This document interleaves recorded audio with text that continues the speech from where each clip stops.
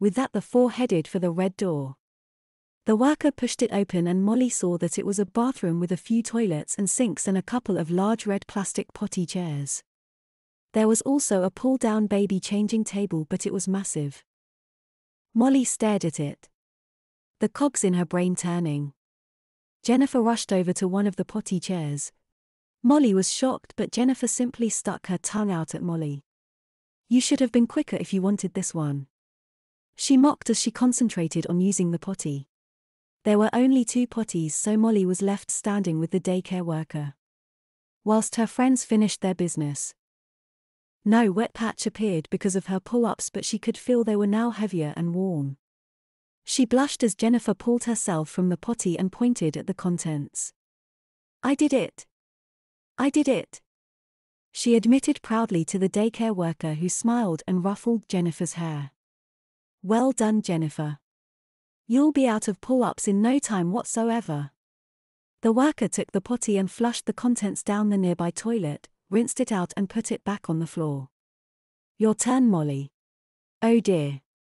Looks like somebody had an accident." "Not to worry, after your potty break we'll get you all freshened up." The worker smiled at Molly as Molly shuffled forward and sat on the potty. It was still fairly warm from Jennifer having been sat there moments before. "Now that you two are done, you can carry on playing. Your little friend will be popping back in a moment once I have her clean and dry again." Jennifer needed no more encouragement and headed out.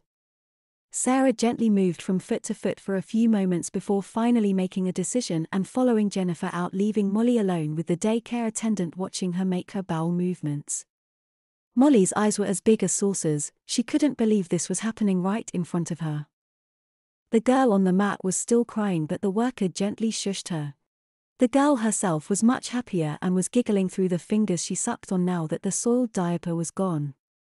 Once the diaper change was over, the worker plucked the teenager back off the table and with a brief smile at Molly and her carer she left.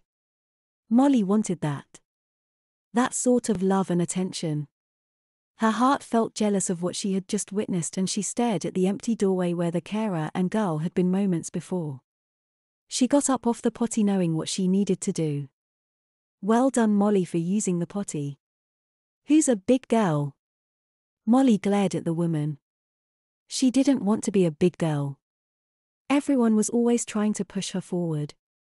Even Jennifer kept referring to herself as being older and bigger than she actually was.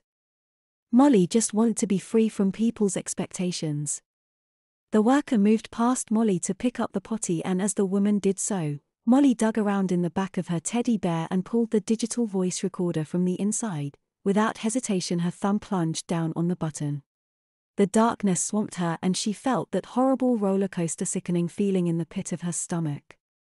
She closed her eyes and hugged her bear tight as the feeling passed and the air around her returned to normal. The daycare worker smiled at Molly and Molly shyly returned the smile. "There, now you can go play with your friends now that you're in a nice clean and dry diaper."